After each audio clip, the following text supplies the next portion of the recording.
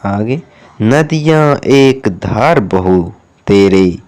यहाँ एकात्मकता पर बल देते हैं। ईश्वर के बारे में बताते हैं कि हमने ईश्वर को अनेक रूपों में बांट दिया है, जबकि ईश्वर एक ही है, सभी जगह एक व्याप्त हैं। और आगे कहते हैं, दशरथ सूत तिहु लोक बखाना, राम नाम का मरम है आना। यहाँ कबीरदास निर्गुण की ओर इशारा करते हैं, यानी मूर्ति पूजा पर कटाक्ष करते हैं, विरोध करते हैं।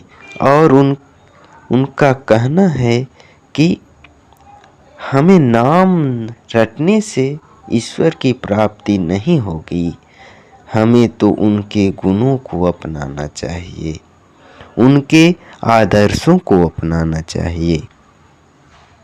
आगे, यह ऐसा संसार है जैसा सेमल का फूल, 10 दिन के व्यवहार को झूठे रंग न भूल।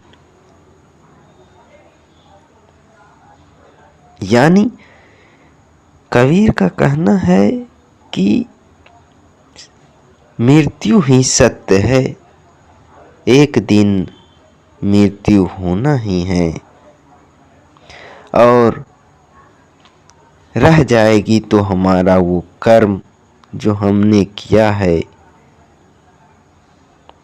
आगे, रहना नहीं देश वीराना है, रहना नहीं देश वीराना है, यह संसार कागज की पुड़िया, बूंद पड़े घुल जाना है। फिर इसमें वही शरीर को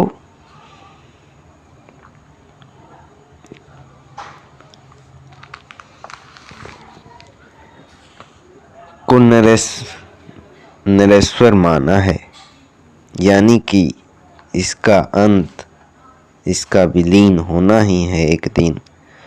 और आगे महिलाओं पर विचार करते हुए कबीर कहते हैं, नारी की झाई पड़त अंधा होत भुजंग, कबीरा उनका कौन गति, जो नित नारी के संग। यह पंक्ति नारी के विरोध में नहीं, बल्कि यह उस फ्यूडल सोसाइटी, उस मध्यकालीन समाज में जो महिलाओं को एक भोग की वस्तु समझी जा रही थी, उस पर कटाक्ष किए हैं कबीरदास ने, महिलाओं का विरोध नहीं। इसमें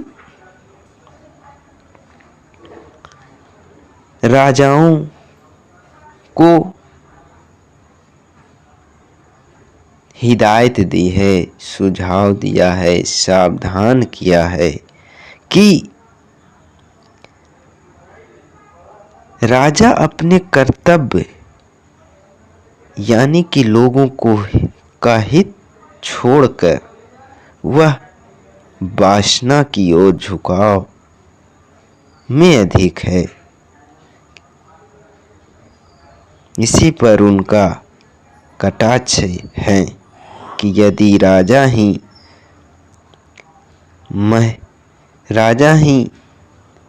भोग विलास में डूबा रहेगा तो प्रजा का राज व्यवस्था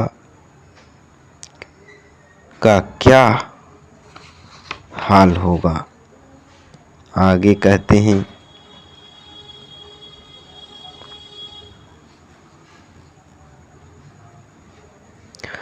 आगे पंक्ति अब सिर्फ, जल में कुंभ, कुंभ में जल, बाहर भीतर पानी, फूटा कुंभ जल जल ही समाना, यह सत्य कहत ज्ञानी।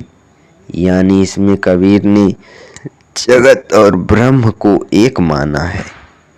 आगे कहे हैं, माया मुआ न मन मुआ, मरी मरी गया शरीर, आशा तृष्णा ना मुई, यही कह गया कबीर। यानी भारतीय संस्कृति में माया मतलब का अर्थ जो हमें रोकता है अपने उद्देश्यों को प्राप्त करने से। और कबीर का मानना है कि यह माया तभी मिटेगी जब तक हम अपने मन पर नियंत्रण न कर लें। जब तक मन नियंत्रित नहीं होगा तब तक न आशा की प्यास बुझेगी। आगे, सात समंद मसी करो, लेखनी सब बन राई, धरती सब कागद करो, हरि गुण लिखा न जाई। यहाँ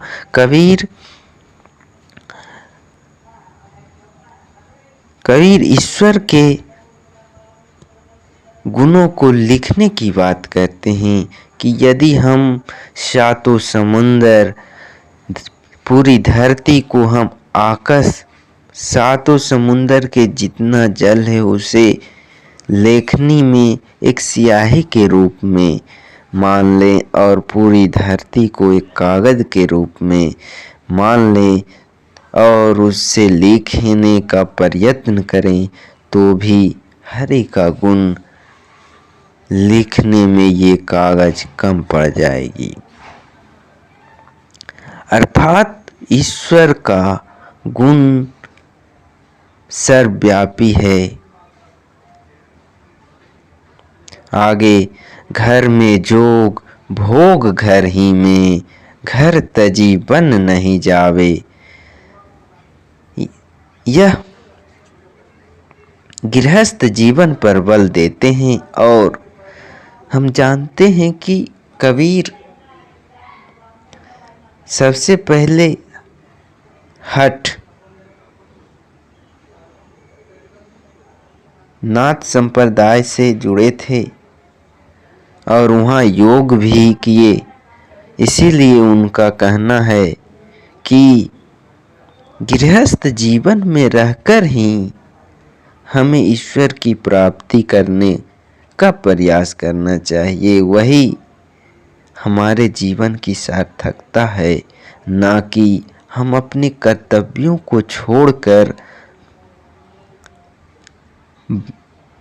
किसी वन या एक बंजारे की तरह, या बंजारे नहीं बल्कि एक साधु की तरह सिर्फ ईश्वर में ही लीन होकर ईश्वर को प्राप्त किया जा सकता है, ऐसा नहीं है।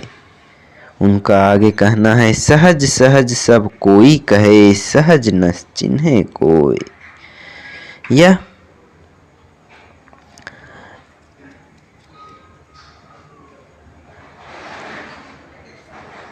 आगे, हमन को इश्क मस्ताना, हमन को होशियारी को क्या। आगे कहते हैं, लाली मेरे लाल की, जित देखूं तित लाल, लाली देखन मैं गई ही, मैं भी हो गई लाल।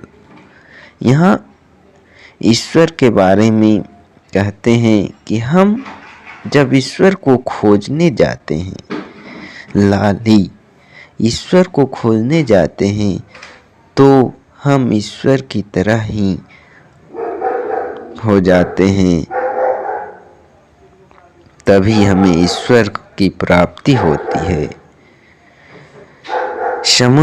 आगे, समुद्र लगी आगी, नदियाँ जल कोई लाभ है, मच्छी जल चढ़ी गई। आगे, जब मैं था तब हरि नहीं, अब हरि है मैं नहीं। यहाँ पर हरि और हरि यानी आत्मा और मन के बीच असमंजस को बताने का प्रयास किए हैं। आगे, कबीर कूता राम की मुतिया मेरा नाम, गले राम की जेवड़ी चित खींचे चित जाऊं। यहाँ दीन भाव की के रूप में ईश्वर की स्तुति करते हैं। और आगे, दुल्हनी गावहूँ मंगलाचार, मेरे घर आए राजा राम भरतार। यहाँ कांता भाव की से ईश्वर की प्राप्ति की कामना कर रहे हैं कबीरदास। धन्यवाद, बहुत बहुत धन्यवाद। अगले वीडियो में हम क्वेश्चन आंसर पर बात करेंगे। यदि अच्छा लगा तो लाइक सब्सक्राइब करें, शेयर करें। थैंक